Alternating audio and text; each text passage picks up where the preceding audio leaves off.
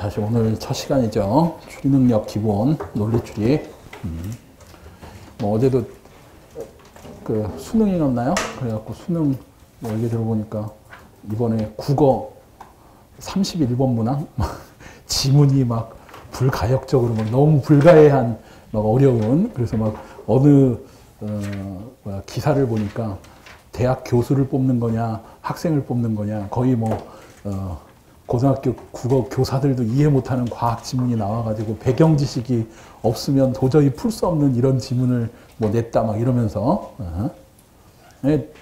좀 보면, 그래서 뭐 얘기하는데 누가 그러더라고요. 머리 좋은 친구는 그거 넘겼을 거다. 왜냐면 그 정도 한 문제 틀려도 1등급은 똑같다 이거죠. 그거 푸느라고 시간 다 잡아먹고. 그래서 제가 언뜻 떠올랐어요. 올해 초에, 그죠? NIAT도 국어에서 이의와 퇴계 이황 막 그런 이기 이론론 그 지문 나왔을 때 여러분들도 그러니까 최소 못 풀더라도 선별하는 눈은 가져야 돼. 선구안, 그죠? 근데 이 문제는 내가 못 푼다 이런 거 빨리 그런 것들도 좀 있으셔야 된다. 자, 오늘 첫 시간이니까 뭐 마찬가지예요. 추리 능력 기본에서 좀 여러분들이 어떤 식으로 공부를 해야 되고, 앞으로 뭐 심화나 물론 실전 가서도 이제 하겠지만, 사실 국정원 시험이 2014년 이전에도 마찬가지고, 그 NIAT 도입되기 이전에도 그 종합교양이라는 시험이 있었는데, 그것도 100문항이 나오는데, 이 좀 예측하기 힘들 정도로 약간 그 변화고성으로 이런 게 좀 많이 났어요. 변칙적인 출제라고 하는데, 예를 들면 난이도도 막 확확 바뀌고, 그게 나오는 영역도 많이 바뀌고, 그게 이제 어떻게 보면 좀 국정원 시험의 특징이에요. 제가 이런 얘기를 해드리는 게, NIAT가 도입되고 요 추리 논리 영역도 첫 해에는 상당히 난이도가 어렵게 나와가지고 학생들이 막 그 피셋, 논리학 뭐 이거부터 시작해서 여러 가지 5급 피셋 같은 형태로 많이 출제가 됐다가, 2015년도에는 또 되게 쉽게, 뭐 여러분들 아시는 인적성 검사, 대기업 막 이런 게 나왔어. 논리 게임, 퍼즐 막 이렇게 뭐 누구는 빨간 지붕에 막 이런 거 푸는 거. 그러니까 문제집만 풀고 가서 막 이렇게 나오니까 쉬워졌네? 그래서 2016년도 가니까 다시 어려워졌어요. 그래서 상중하로 치면 어렵게 나왔다가 좀 쉽게 나왔다가 올해는 좀 중간 정도. 너무, 그러니까 어떻게 보면 인적성보다 좀 어렵고 5급보다는 좀 쉽고 뭐 이런 식으로 출제가 된다. 유형도 마찬가지예요. 유형도 2015년도에는 막 그 논리 게임 유형이 많이 나왔다가, 뭐 2016년도에는 3단 논법만, 그러니까 막 어느 때 그러니까 이 국정원 시험 문제가 이래요. 이 논리 추리 영역에서는 어떤 때는 같은 유형 문제가 막 10개씩 나올 때도 있고, 어떤 때는 또 분배돼서 나올 때도 있고, 어떤 때는 난이도도 되게 어렵게 나왔다가 또 쉽게 나왔다가 이렇단 말이에요. 그러니까 그렇다고 여러분들이, 그러니까 제가 특히 이 추리 영역 이거를 풀 때는 이제 뭐 항상 얘기를 해드리는 게, 뭐 NCS, 피셋, 뭐 다양한 인적성 검사 이런 책들을 풀어보시면 가장 간단한 게, 이제 학생들이 그런 생각을 해. 그 NCS도 마찬가지고요. 공기업도 마찬가지고, 잠깐 어떻게 문제 요령을 피워가지고 이렇게 요 유형만, 그죠? 빨리빨리 푸는 거, 어떻게 찍는 거, 이렇게 해서 하려고 하다가 갔는데 전혀 아닌 거야. 그러면 이제 뭐를 욕해요? 문제집을 욕하죠. 문제집을 뭐라고 욕해? 이런 게 기출 유형이 하나도 안 나오고 욕을 막 해. 그러니까 그래봤자 어쩔 수 없어요. 떨어진 거야. 그러니까 그래서 제가 얘기를 해드리는 게, 공부하는 학생들한테는 참 안 된 얘기긴 하지만, 기초 실력, 기본 실력을 탄탄하게 갖추셔야 돼요. 그래서 특히 논리나 추리 영역에서는 논리학적인 그 소양이라든가 이 기본 개념, 뭐 영명제, 대우명제, 이명제 제가 이제 또 풀어드리면서, 그리고 또 우리가 보면 뭐 이번에도 수능도 제가 이제 계속 얘기를 해드린 게, 어제 보고 오늘도 막 그게 나오더라고요. 킬링 문항이라는 게 있잖아요. 킬링 문항이 뭐냐면 한 4-5문제 변별력을 높이기 위해서 집어넣는, 그러니까 거의 대부분, 근데 모든 시험이 그래요. 제가 보면 100점 만점을 기준으로 해서, 제가 얘기를 해드린 100점 만점을 기준으로 해서 50점 이하로 어때요? 50점 이하 떨어지는 거야. 떨어지는 거야. 그죠? 그러니까 난이도가 쉬운 문제들은 맞춰줘야 돼. 이건 기본이죠. 그러니까 공부를 한 학생은 그 정도 문제는 다 풀어라 이렇게 나와요. 이제 난이도 중간 문제를 또 내겠죠. 한 4-5문제 뭐 이렇게. 그것도 공부를 한 친구들은 풀어라. 왜냐면 변별력이라는 건 상위 20%, 합격선이, 그러니까 항상 제가 얘기해 드리는데, 거의 뭐 5급도 마찬가지고 7급 민간 경력도 마찬가지고 항상 75점에서 80점대에 컷이 결정이 돼요. 그러니까 그 말은 뭐냐면 한 1-20% 그죠? 거기서 이제 내가 틀리는 그러니까 그런 문제. 그러니까 아까 제가 얘기한 뭐 한두 문제 놓치거나 뭐 이런 거는 괜찮은데 그러니까 뭐 항상 그래요. 15문항이나 20문항 이렇게 풀었다. 그럼 제가 나와서 이제 친구들한테 물어보죠. 학생들한테. 어땠어? 쉬웠어요. 그래. 근데 되게 제일 재밌는 게 그거야. 쉬웠어? 몇 문제 풀었는데? 8문제요. 쉬웠다며. 왜 8문제밖에 못 풀어? 그러면 시간이 없어서. 그러면 아무 의미가 없는 거예요. 최소한 15문항이면 제가 그래요. 12~13문항 혹은 14문항 정도는 풀어야 거기서 또 풀었다고 다 맞는 거 아니잖아. 그죠? 거기서 또 한 2~3문항 나가고 뭐 해가지고 한 70, 80점대 이상을 좀 100점 만점에 이렇게 좀 찍어줘야 여러분들이 합격권이다. 근데 이제 마찬가지로 언어 능력 기본 때도 제가 말씀을 드렸지만 이 추리, 논리 추리나 추리 영역도 제가 오늘 뭐 이거 문제 풀어드리면 어려운 것도 있고 쉬운 것도 있고 문제 유형도 여러 개. 근데 뭐 아까 말씀드린 대로 내년에 국정원에서 뭐 그죠? 혹시 내부자의 뭐 조력을 받으시는 분이 있을지 모르지만 그래도 어려워. 왜냐? 그죠? 내년 수능에 뭐 나올지 아는 사람이 어디 있어, 그죠? 그러니까 어떤 문제, 왜 출제도 안 했는데 어떤 게 나올지 어떻게 알아? 그러니까 여러분들은 제가 아까 기본기를 탄탄하게 하라는 말은 다양한 문제 영역과 다양한 난이도들을 이렇게 많이 풀어보셔야 돼.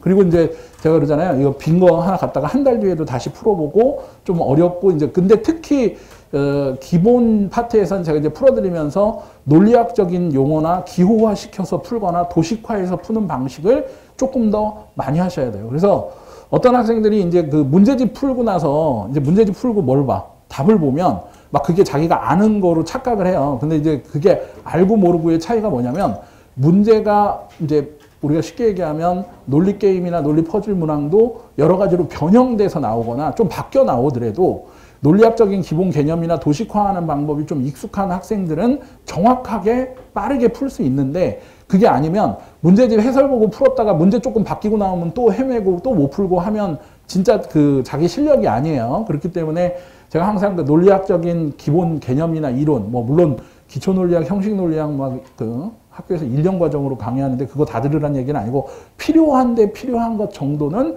꼭 그거를 체크하고 알아두셔야 되고 그 다음에 또 아까 말씀드린 대로 다 풀지는 못해도 내가 풀 수 없고 어려운 문제인지 구별할 수 있는 선고안을 길러야 돼. 그래야 실제 가서 제가 항상 수리 자료 해석도 마찬가지인데 자료 해석도요. 어떤 문제는 예를 들어 응용 계산이나 이런 문제는 시간이 정말 오래 걸려. 그러면 쉽게 얘기하면 가볍게 그거는 좀 체크해 놓고 뒤부터 풀어서 쉬운 문항부터 다 풀고 나중에 풀면 그게 이제 실전 가서 이제 제가 얘기를 해드릴 거예요. 그래서 자기가 약한 유형과 강한 유형, 난이도가 어렵고 이것도 이렇게 구별할 줄 알아야 돼. 그걸 구별을 못하면요.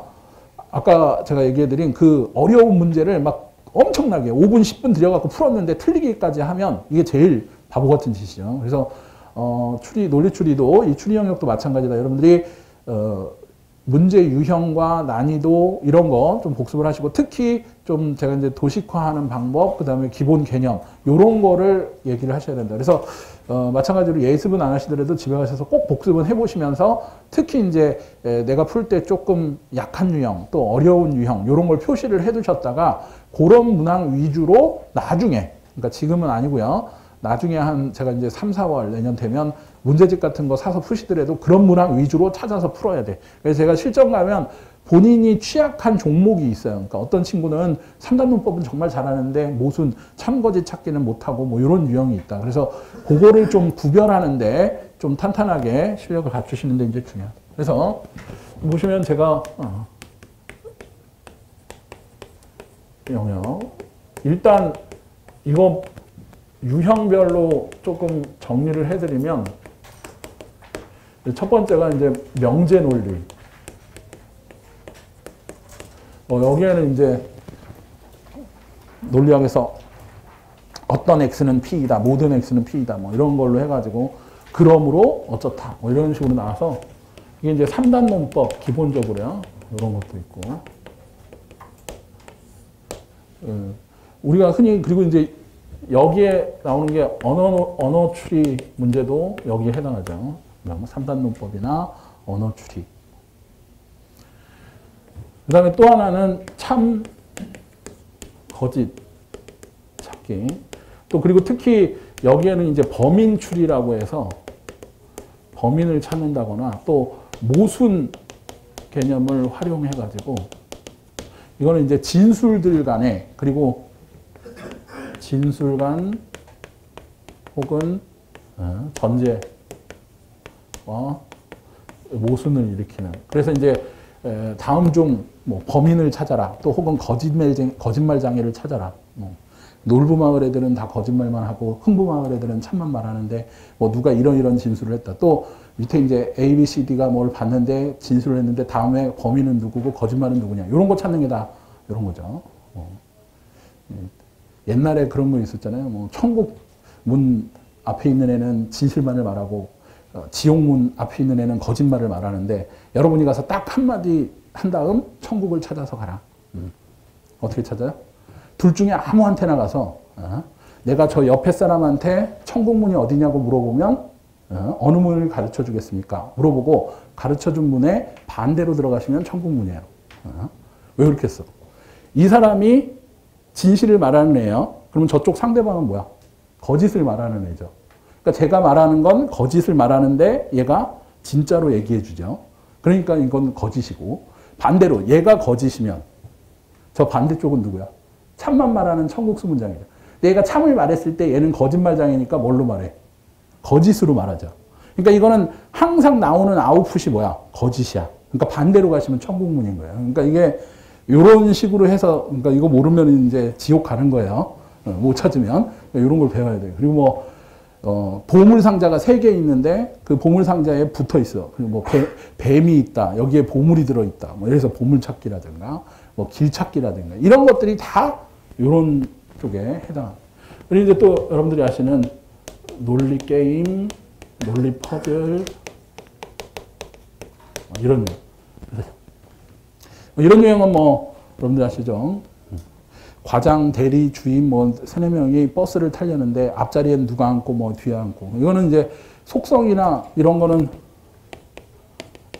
속성, 배열형 또 혹은 위치 찾기 등등. 이거는 또 옛날에 그 스도쿠 여러분들이 아시는 스도쿠 같은 거 많이 하신 분들 그런 분들은 좀 여기에 뭐가 빠지고 빈칸에 이런 거는 그래서 제가 이런 문제 풀 때는 집에서도 많이 그려보셔야 돼. 빨리빨리 그려보시고 그 다음에 채워넣기 식이에요. 속성들끼리 매칭을 해가지고 뭐 1층부터 5층까지 누가 살았는데 뭐가 들어가고 뭐 그런 유형들. 그래서 옛날에 그러니까는 2015년도에는 이런 유형 문제가 많이 나왔다가 뭐 2016년도에 이런 게 많이 나왔다가 막 이렇게 바뀌어요. 그리고 난이도도 이거 각각이 또 여러분들이 풀어보시면 알지만 난이도가 또 상중하. 그러니까 사실 문제 출제하는 데에는 굉장히 많이 어렵게 낼 수 있어요. 특히 3단 문법은 다음 전제들이 참일 때 반드시 참인 걸 골라라 해가지고 전제를 한 3-4개 주면 되게 쉽게 풀 수 있지만 그게 아니라 이제 뒤에 우리가 또 풀어보겠지만 오늘 풀면서 나오겠지만 제시문으로 줘갖고 문제가 길면 이걸 식으로 만드는 것도 못 만들어. 그러니까 난이도를 올리는 방법, 교수님들이 출제를 할 때 난이도를 올리는 방법은 아주 간단해요. 뭐 언어 영역 있잖아요. 그 어저께 그 수능에서도 국어 봐봐. 간단해. 배경 지식이 없이 전문적인 지문을 어려운 지문을 내면 그냥 어려워지는 거야. 그러니까 올해 NIAT에서도 언어 능력에서 그죠? 이기 철학 지문 나오면 대부분 다 어려워. 그죠? 뭐 그런 거. 예, 마찬가지로 추리 영역이나 논리 영역도 그냥 간단하게 낼 수도 있지만 굉장히 복잡한 구조로 낼 수 있기 때문에 그래서 이제 제가 변형되거나 좀 바뀌어서 나오거나 기본적으로 쉬운 것부터 시작해서 좀 다양한 유형에다가 상중하. 그럼 곱하기 해보세요. 한 7, 8가지 유형에다가 상중하 곱하기 하면 한 30가지 넘게 유형들이 있다. 그래서 그 유형별로 여러분들이 좀 풀이법이라든가 좀 논리적인 거 접근하는 거. 그래서 좀 기본적인 실력들을 탄탄하게 해 놓으셔야 나중에 실수 안 하고 정확하게 푸실 수 있어요. 자, 문제 풀면서 제가 물론 그때그때마다 이런 유형의 문제에서 뭐를 좀 조심하고 또 논리적인 그 개념이나 이런 것들도 조금 다 얘기를 해 드릴게요. 자, 이번 실전 문제 연습 1번 한번 볼까요? 동계올림픽 출전을 위해 쇼트트랙 대표팀을 구성하는 과정에서 A, B, C, D, E, F 6명의 후보 선수를 뽑은 뒤 팀을 구성해 팀별로 트레이닝을 시키려고 한다. 팀을 구성하는 전제 조건이 보기와 같을 경우 다음 물음에 답하라. 1번, 2번에 관련된 거죠. 근데 여러분들이 이제 이럴 때 재밌는 거는 요게 이제 논리 게임, 논리 퍼즐 유형 난이도는 뭐 낮은 거예요. 뭐 이런 난이도는 좀 쉬운 편인데 이거는 근데 이런 문제 풀 때 뭐 여러분들이 일단은 써야 돼. 그래서 특징적인 항상 여기에는 논리 게임이나 퍼즐을 풀 때는 뭐를 확인해야 되냐면 규칙을 확인을 하셔야 돼요. 그리고 그 규칙이 의미하는 게 있어. 그래서 항상 그러니까 우리가 키 센텐스라 그래서 뭐가 중요한 규칙인가를 잘 파악을 하셔야 됩니다. 그러니까 일단 A, B, C, D, E, F. 보기 한번 보세요. E와 F는 같은 팀에 속할 수 없다. 이런 게 중요하죠. 그러니까 일단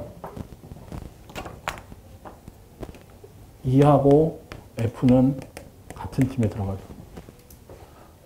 C가 소속된 팀에는 A나 B가 반드시 함께 소속되어야 한다. 자, 이것도 중요하죠. C는 A와 되든가 또는 B와 되든가.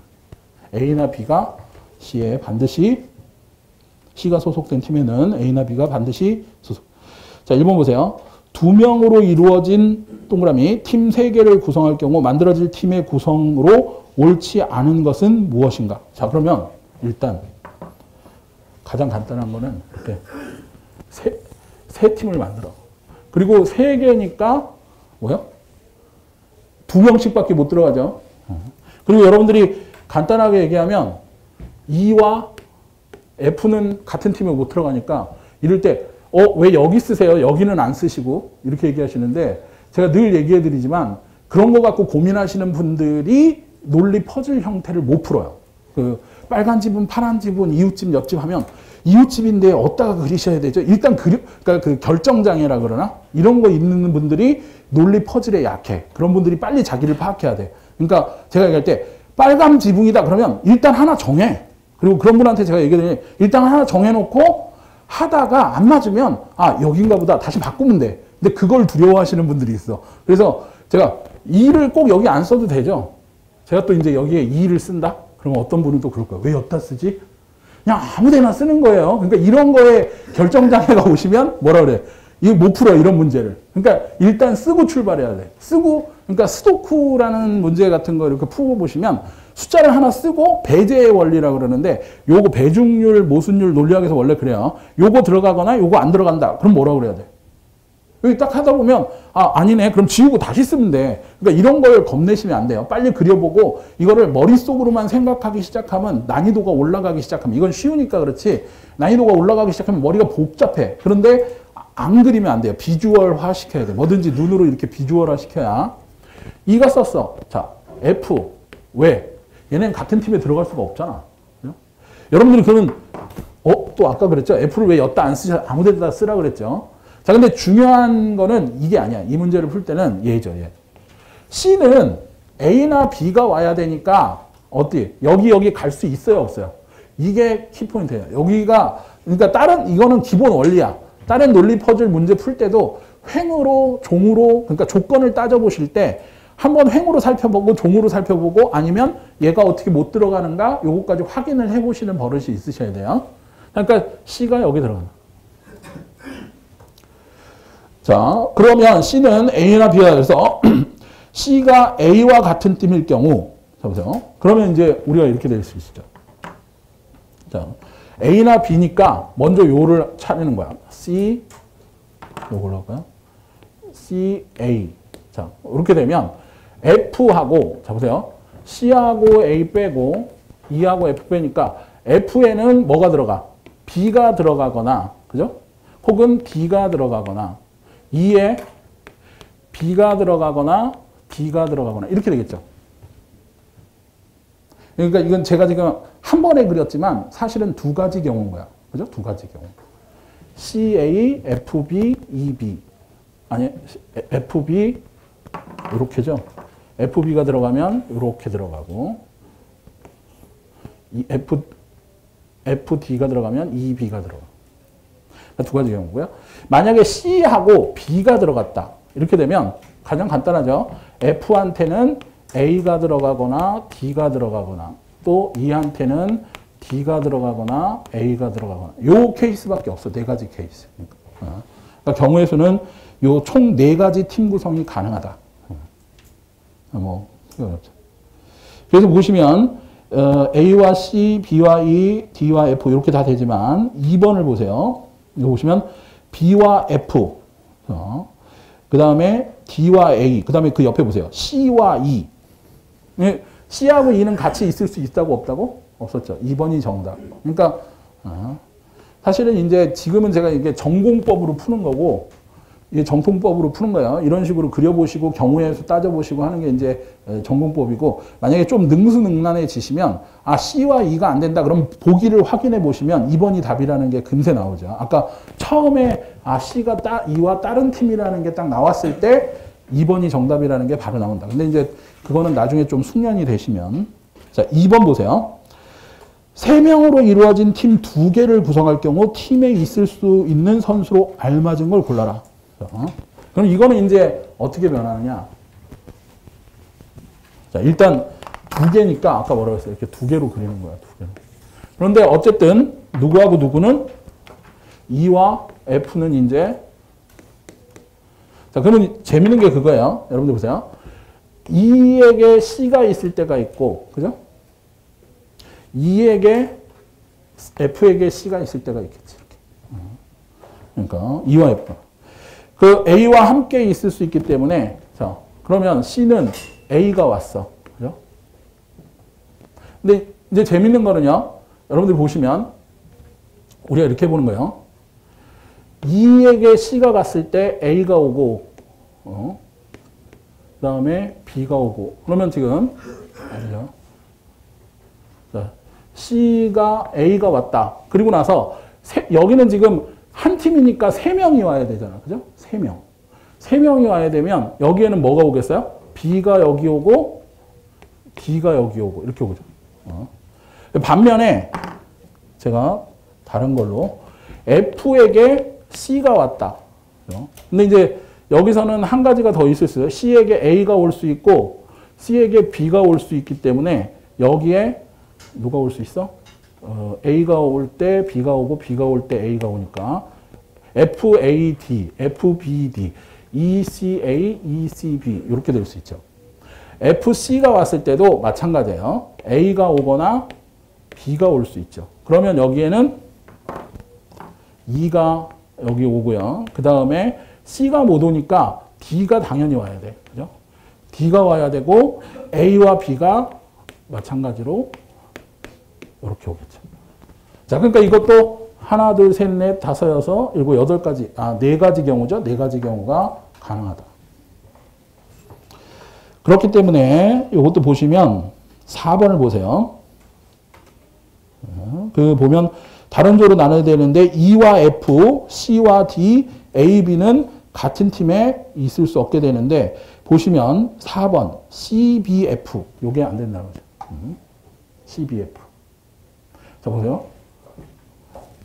여기 보시면 3명으로 구성되기 때문에 C는 A와 B가 A나 B가 함께 있어야 되니까 D는 항상 C와 다른 조여야 되죠. D는. 그러니까 C와 D가 같은 팀으로 들어갈 수 없죠. 5번이 정답이죠. C, D가 그러니까 CD, CD 4번 알맞은 거니까 4번이 정답이죠. 가등한 거 C, F, B.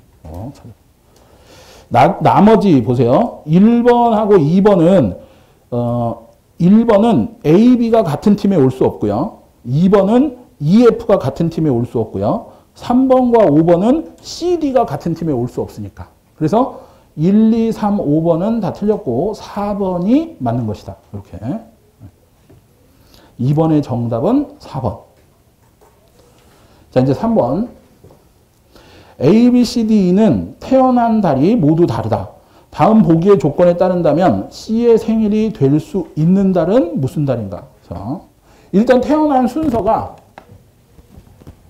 자, 여러분들이 이제 이거는 생각을 해보시면 조금 추론을 이렇게 해봐야 되는데 일단 12월까지 있죠. 그 다음에 태어난 순서가 A, B, C, D, E 순이야. 이렇게. 근데 이렇게 보시면 우리가 1, 2, 3, 4, 5월이 될 수도 있고요. 6, 7, 8, 9, 10 이렇게 뭐 연달아 올 수도 있어. 그죠? 일단 아니면 2개월 간격으로 올 수도 있고. 근데 여기 보면 C가 태어난 달은 A와 E가 태어난 달의 중간이다. 요거 이제 요런 게 중요해요. C가 태어난 달은 A와 E의 중간. 그러니까 만약 1월과 12월에 태어났으면 얘 6월이 되는 거예요. 6월. 가운데. 그러니까 여기하고 여기가 같은 등거리. C가 태어난 달만 짝수달이고 나머지는 홀수달에 태어났다. 자, 이것도 중요한 점이에요. 두 번째는 C는 짝수달. 자, 그러면 얘는 이제 짝수야. 그리고 나머지는 홀수. 그러니까 1월, 11월, 뭐, 우리가 얘기할 때 3월, 9월, 뭐, 이렇게 되는 거죠. 짝수달이고 나머지는 홀수달에 태어나. C가 태어난 달은 A와 P가 태어난 달의 합과 같다. 자, 세 번째가 C는 A와 B를 합친 거하고 같다. 자, 그러면, 여러분들이 먼저 여기서 중요한 건 C 앞에 홀수달이 A와 B가 와야 되니까 우리가 최소 아무리 가깝게 잡아도 1월, 3월, 그죠? 그러니까 C는 4월 이후 요게 나오죠. 일단. 그러니까 나머지는 홀수라고 했기 때문에 C는 4월 이후야. 4월 이후. 자, 그러면 C는 A와 B가 중간에 태어났다. 그랬기 때문에 자, 이제 얘를 기점으로 해서 여기 보시면 4월 짝수로 생각해 보세요. 6월, 8월 요거밖에 안 되죠. 4월, 6월, 8월. 짝수니까 5월이나 7월은 안 돼요. 그러니까 4월에 태어났다, 6월에 태어났다, 8월. 근데 4월, 6월, 8월인데 C가 A와 B가 태어난 달의 합과 같다고 그랬죠. 그리고 중간 땅에 올 수 있다 그랬는데 합과 같으려면 자 1, 3월에 태어났다 그러면 뭐야? 4가 될 수 있죠. 1, 3월. 근데 우리가 보면 1, 그 다음에 1월, 5월 뭐 이렇게 되니까 그건 안 돼요. 근데 또 중간에 있기 때문에 만약에 지금 얘기한 태어난 달은 A와 E의 중간이야. 그러면 우리가 4월과 6월도 보세요. 1월, 5월에 태어났다. 자, 이제 이게 되죠. 근데 중요한 건 1월, 7월에 태어났어. 이렇게 보세요. 그러면 8월이 되지만 그렇게 되면 A와 E의 중간을 넘어가 버리죠. 1월과 12월 그러면 6월이 될 수 있지만 이게 안 되는 거예요. 그러니까 8월은 당연히 배제가 된다. 8월은 아니라는 거예요. 8월은 중간에 올 수가 없어요. 그러니까 4월, 6월, 8월 중에 결국 가능한 달은 8월은 만족할 수 없기 때문에 가능한 건 4월과 6월밖에 안 된다. 2번이 정답이죠. 이것도 뭐 그다지 어려운 문제는 아니고요. 그러니까 난이도가 뭐 하이가 4번을 보시면 별표 4개 하고요. 여기 이제 난이도가 있는 문제인데 이런 문제가 나왔을 때 이제 학생들이 헷갈려하는 게 도식화 이 글이 이제 탁탁 전제를 주면 좋은데 이렇게 장문으로 나왔을 때는 뭐가 전제고 뭐가 결론인가를 먼저 우리가 한마디로 얘기하면 재구성을 해봐야 돼. 재구성을. 이게 뭐를 뜻하는지. 그래서 글의 내용이 참이라고 할 때 다음 중 반드시 참이라고 할 수 없는 것은 무엇인가. 그러니까 거짓이 아니라 반드시 참이라고 할 수 없는 것. 자, 이렇게 하면 우리가 요거는 아까 명제 논리, 명제출이나 언어 논리 문제 중에 난이도 상 정도에 해당한다. 이렇게 볼 수 있어요. 그러니까 논리 게임 퍼즐이 아니라 아까 제가 뭐라 했어요? 언어 논리, 명제추리. 자, 여기는 제가 한번 태아에게 임산부의 신체를 사용할 권리가 있다면, 자, 동그라미 해보세요. 임산부에게 권리가 있다면, 그 권리는 자연적 권리이거나 취득되는 권리일 것이다. 자, 뭐 일단은 한번 만들어 보면, 태아에게 권리가 있다면, 그게 제가 이 괄호 치고요. 여러분들이 이제 거기서는 할 때 태아부터 사용할 권리가 있다면 자연적 권리이거나 그죠? 또는, 자, 얘가 이게 V자 하는 건 또는이에요, 또는. 그래서, 취득된 권리일 것이다.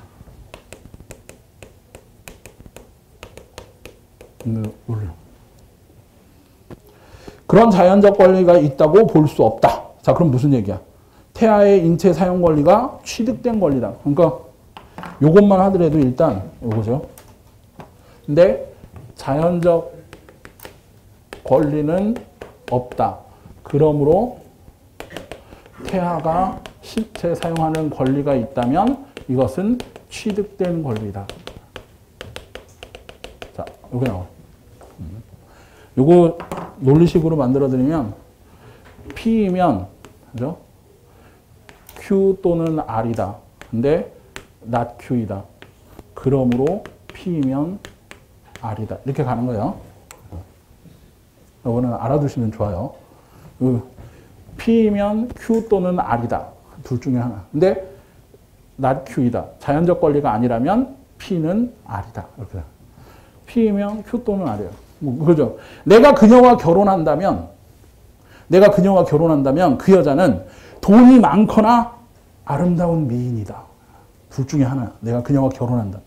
근데 아름답지 않아. 그러면 내가 그녀와 결혼한다면 뭐야? 돈이 많은 거야. 이렇게 되는 거예요. 이해 가시죠? 이런 거 쏙쏙 들어오죠? 그러니까 헷갈린 거 아니야. 잘 보시면. 요거는 그러니까 타당한 3단 논법이에요. 연형 논법. 자, 그 다음에 만약 태아가 권리라면 우리는 어느 경우에 그런 권리를 취득된다고 볼 수 있을까? 다른 내용에 쉽게 동의할. 자신의 임신에 책임이 있는 경우에만 동그라미 해보세요. 에만 태아는 임산부의 그 신체 사용 권리를 취득한다. 자, 여기서 이제 재밌는 게 여러분한테 자, 자주 출제되는 거라서 얘기를 해드린 거예요. 만약에 if P, therefore 혹은 then Q 이게 이제 원래 if P, therefore Q 이렇게 얘기하면 이게 뭐냐면 P면 Q이다. 그러니까 우리나라에서 만약 P라면 이게 이제 전제 조건이죠. P라면 Q이다. 만약 P라면 Q이다. 그러니까 요게 뭐 어렵지 않죠. P면 Q이다의 영어 버전이야. 뭐 if P, then 혹은 therefore Q 이렇게. 근데 이제 이게 있어요. only if P 아니 only if Q라고 해야 돼. Q then P. 자, only if가 나오면 오직 뭐뭐한 경우에만 이게 붙는 건데 이때는 이게 바뀌어 있는 거야. 그러니까 무슨 말이냐면 이거는 사실은 P면 Q이다예요. 요거를 반드시 알아두는 이거는 거의 한 문제나 두 문제 정도는 매년 출제가 되기 때문에 여러분들이 요거는 문제가 자주 나오니까 뭐뭐한 경우에만 뭐 이렇게 나오는 거 이거는 PQ가 뒤바뀌어 있다라고 생각하시면 돼요. 뒤바뀌어 있다. 이게 명제이면 자 이게 우리가 참이다. 제가 T라고 쓰면 뭐라고 하냐면 truth. 참이라는 얘기예요. 이게 참이면 그럼 이거를 똑같이 받아 쓰실 때는 어떻게 받아 쓰셔야 되냐면 not Q이면 not P이다. 이걸 우리가 동치명제라고 같은 거예요. 이거를 뭐라고 했어요? 대우명제라고. 대우명제는 마찬가지로 이것도 참이다. truth.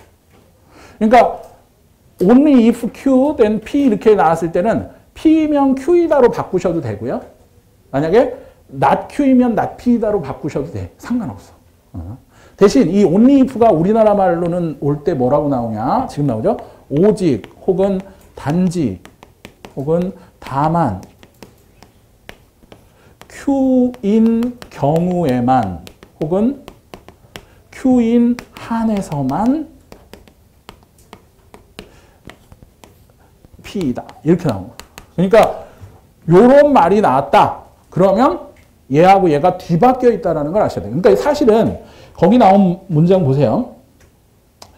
자신의 임신에 책임이 있는 경우에만 태아는 임신부 신체 사용 권리를 취득한다. 이렇게 돼 있기 때문에 요게 만약으로 바뀌어 있다면 어떤 거냐면 만약 태아가 임산부의 신체 사용 권리를 취득한다면 그것은 임산부가 자신의 임신에 책임이 있는 것이다. 이거예요. 책임이 있는 거. 그러니까 책임이 있는 경우에만 돼 있기 때문에 이게 뒤바뀌어 있다고 생각해요. 그러니까 제가 태아가 여기서부터는 이제 제가 할게요. 이거는 뭐 A라고 놓으셔도 되고 Q라고 놓으셔도 되는데 그냥 좀 간단하게 도식화하기 위해서 그 태아가 임신부의 신체 사용 권리를 취득했다. 태아가 임신부의 신체 사용 권리를 취득했다. 자, 그거를 이렇게 묶으시고 위에다 A라고 써보세요. A. 그 다음에 임신부가 임신에 책임이 있다. 이걸 B. 임신부가 임신에 책임이 있다. 자, 근데 거기에 뭐라고 했어? 오직 임신부가 자신의 임신에 책임이 있는 경우에만 태아가 임신부의 신체 사용 권리를 취득한다라고 했으니까 이거는 B면 자, B면 A다가 아니라 뭐라고 가야 돼요? A면 B다 이렇게 가야 돼요. 그러니까 요걸 조심하시라는 거예요. 이렇게. 그러니까 오직 임신부가 임신에 책임이 있는 경우에만 태아가 임신부의 신체 사용 권리를 취득한다. 이 말은 무슨 말이라고? 만약 태아가 임신부의 신체 사용 권리를 취득한다면 그것은 임신부가 책임이 있는 것이다. 이렇게 되는 거예요. 그러니까 거기 있는 오직 뭐뭐일 경우에만은 A이면 B다를 나타내요. B면 근데 이제 학생들이 틀리는 이유가 뭘까? B면 A다 이렇게 말하기 때문에. 그래서 제가 얘기를 해드린 게 이거예요. 그러니까 요거는 반드시 알아요. only if나 오직 뭐뭐한 경우에만이 나오면 뭐가 된다? 요게 뒤바뀌어 있다라는 걸 반드시 아셔야 된다. 요게 시험에 많이 출제된다고 얘기해요. 자, 그 다음에 볼까요? 그러면 어떤 경우에 책임을 질까? 가령 성폭행에 의한 임신은 임신부에게 임신의 책임이 있다고 볼 수 없는 반면 자식을 얻기 위해 임신을 한 경우라면 임신부에게 그 책임이 있다고 보는 것이 자연스럽다. 임신부에게 책임이 있다고 말할 수 있는 필요 충분 조건을 임산부가 피임을 위해 아무 조처도 하지 않은 채 자발적으로 성관계를 가졌고 자, 자신이 임신하게 될 수도 있다는 것을 확실히 알고 있어야 하는 것으로 본다. 그러니까 자발적인 성관계와 그 다음에 알고 있었으면. 그래서 마지막 별표 봐보세요. 임산부에게 임신의 책임이 없는 경우에만 임신 중절은 허용될 수 있다. 자, 그러면 임신 중절이 허용될 수 있다를 C라고 해보죠. 우리가 여기다가 C는 임신 중절이 허용될 수 있다. 근데 거기 뭐라고 되어 있냐면 오직 임신 중절 오직 임산부에게 임신의 책임이 없는 경우에만 거기다 동그라면서 없는 경우에만 임신 중절은 허용될 수 있다. 그럼 이 말은 뭐야? 임신 중절이 허용될 수 있다면 그것은 책임이 없는 것이다. 이렇게 되는 거예요.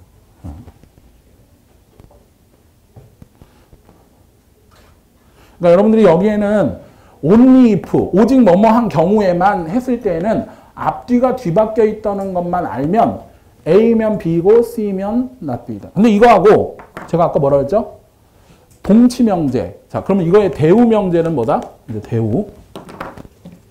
자, 이 대우명제 꼭 알아두셔야 돼요. 이 대우명제는 요거는 not B면 not A다. 이렇게 되죠. 그러니까 우리가 대우명제로 P면 Q이다에 이게 참일 때 반드시 참인 대우명제는 어떻게 만든다? not Q이면 not P이다. 요 앞에 이 물결 모양은 not이 붙은 거예요. 요게 반드시 참이다. 그러니까 얘네는 같은 거라고 이렇게 치시면 되기 때문에 요게 참이면 결국 이게 참이죠. 그러니까 임신부가 임신의 책임이 없다면 태아는 임신부의 신체 사용 권리를 취득했다고 볼 수 없다. 이거는 어떻게 돼요? not B면 not C다니까 not의 not. 부정의 부정은 뭐가 돼? 긍정. 그죠? 그러니까 B면 not C다가 되는 거예요. 그러니까 임신부에게 임신의 책임이 있다면 임신 중절은 허용될 수 없다. 그러니까 요거까지 풀면 이제 문제가 다 풀린 거다. 자, 1번 한번 볼까요? 태아가 임신부의 신체 사용 권리를 취득했다면 임신 중절은 허용돼서는 안 된다. 자, 그러면 이거죠. 자, 이거는 이제 제가 지울게요. 요거는 반드시 집에 가셔서 복습하실 때 요 only if 요런 거는 반드시 숙지를 하셔야 됩니다.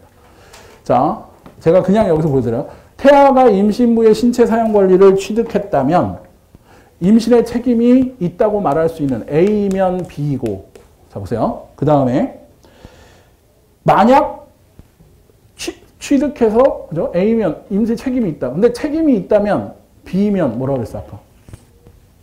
여기 나왔죠. 책임이 있다면 B면 자, 요 식을 요거 써놓고 집에 가셔서 한번 보세요. 그 1번 보시면 자, 그러면 뭐야? A는 B이고 B면 not C니까 그러므로 뭐는 돼? A면 not C다. 되죠? 이게 참이야. 그죠? 타당한 3단 논법. 자, 그러면 A가 뭐예요? 태아가 임신부의 신체 사용 권리를 취득했다면 임신 중절은 앞에 not이 붙었으니까 허용될 수 없다. 그러니까 1번은 뭐가 돼요? 허용되어서는 안 된다. 참이죠. 요거는 뭐 당연히 참이다. 자, 2번 보세요. 성폭행에 의해 임신을 한 경우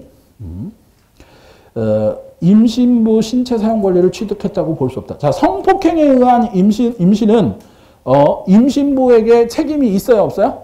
여러분들이 잘 알아요. 책임이 없는 거지. 그럼 책임이 없다가 뭐야? not B죠. 자, 2번 보세요. 자발적인 게 아니고 성폭행을 당했으니까 책임이 없다. not B면 뭐요? 신체 사용 권리를 취득했다고 볼 수 없다. 이건 뭐야? 취득한다가 A니까 not A다. 이렇게 not B면 not A.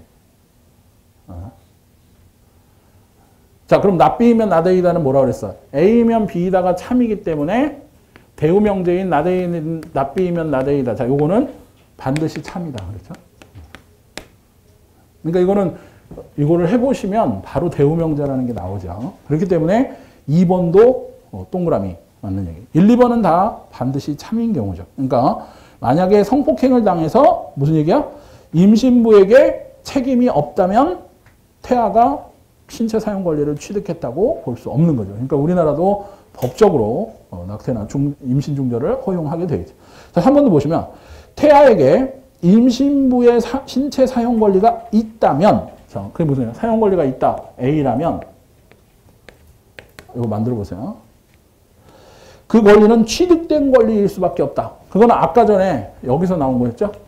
자연적 권리이거나 취득된 권리일 수밖에 없는데 자연적 권리가 아니다. 그러므로 취득된 권리이다. 그러니까 A는 취득된 권리이다. 그건 아까 P면 Q 또는 R. not Q다. 그랬으니까 그거는 첫 번째 문장에서 나오는 거죠. 첫 번째 문장. 자연적 권리이거나 취득된 권리인데 자연적 권리라고 볼 수 없으므로 취득된 권리라고 할 수 있다. 동그라미. 1, 2, 3번은 다 맞는 거고요. 자, 4번 보세요. 피임을 위해 아무런 조치도 취하지 않은 채 자발적 성관계를 가졌고 자신이 임신하게 될 수도 있다는 사실을 확실히 알고 있었다면, 자, 이건 뭐야? 책임이 있다. 4번은. 책임이 있다면 임신 중절은 허용되어서는 안 된다. not C이다. 이거죠? B면 not C이다. 그러니까 요거의 대우명제. 그러니까 책임이 있다면 허용돼서는 안 된다.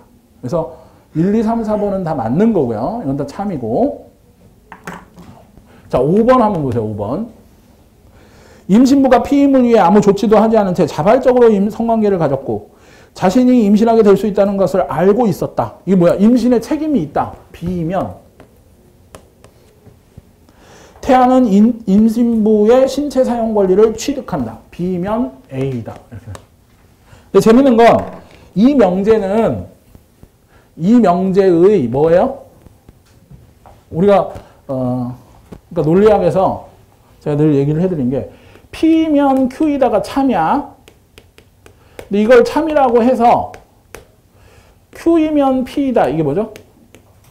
영명제라고 하죠. 영명제. 또 not P면 not Q이다. 이걸 뭐라고 해요? 이명제. 근데 not Q이면 not P이다. 이걸 뭐라고? 대우명제. 근데 우리가 요거는 뭐라 그래서 반드시 필연적으로 반드시 참이야. 그러니까 사실은 이게 참일 경우 반드시 참인 걸 고르라는 건 대우명제를 고르라는 거예요. 영명제와 이명제는 반드시 참이라고 할 수 없다 그랬어요. 반드시 참이라고 할 수. 가장 대표적으로 보세요. 모든 그 여자가 미인이라면 미인은 잠꾸러기다. 이렇게. 야, 이게 참이야. 이게 참이라고 가정을 하는 거야. 왜? 미인들은 제가 이걸 벤 다이어그램으로 한번 그려드릴까요? 자, 볼까요? 모든 미인은 잠꾸러기다는 아주 간단해. 잠을 충분히 자야 피부도 미인이 되고, 그러니까 대부분 미인은 다 잠꾸러기다. 그래서 미인은 어디 안에 들어가? 모든 미인은 잠꾸러기다에 들어간다.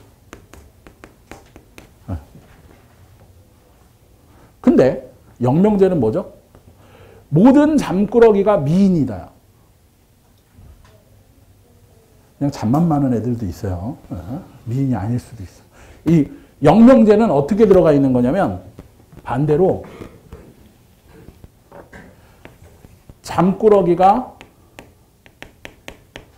모든 잠꾸러기가 미인이다. 자, 보시면 포함 관계가 다르잖아요. 그러니까 영명제는 반드시 참이라고 할 수 없는 거야. 이걸 아시면 돼요.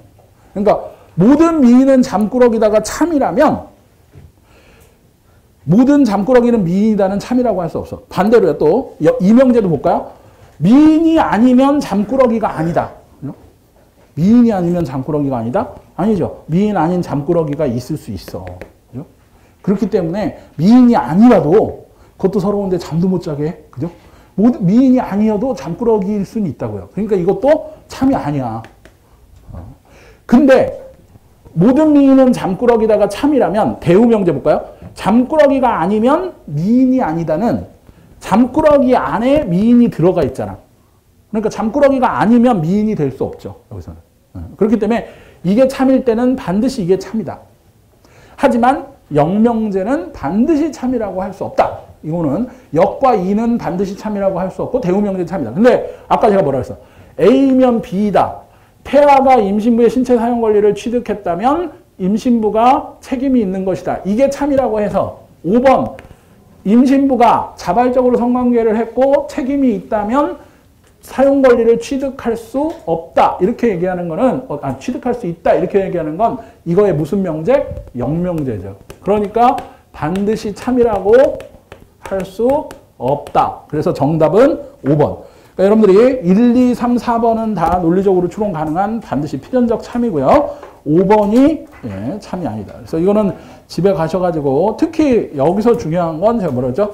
오직 뭐뭐 할 경우에만 뭐뭐이다. 이렇게 단지 뭐뭐인 한에서만 뭐뭐이다 나왔을 때 only if 그거는 P명 Q이다가 뒤바뀌어 있다. 그래서 사실은 제가 아까 전에도 얘기를 해드렸지만 요 논리적인 추론, 아까 영명제, 이명제, 대우명제도 그렇고 이걸 알고 있으면 말은 얼마든지 바뀌어서 나올 수 있잖아요. 그러니까 이게 아무리 말이 그게 많이 변해서 나와도 이 오직 뭐뭐한 경우에만 뭐뭐다가 이게 뒤바뀌어 있다라는 것만 알고 있으면 이걸 도식화해서 풀 때 그것만 헷갈리시면 안 되고 그 얘기는 계속 문제가 여러 번 출제가 되기 때문에 여러분들이 꼭 알아두셔야 된다. 그래서 4번 같은 경우에는 꼭 복습을 좀 철저히 해주시고요. 한 5분 정도 쉬었다가 우리가 5번부터 또 풀어볼게요.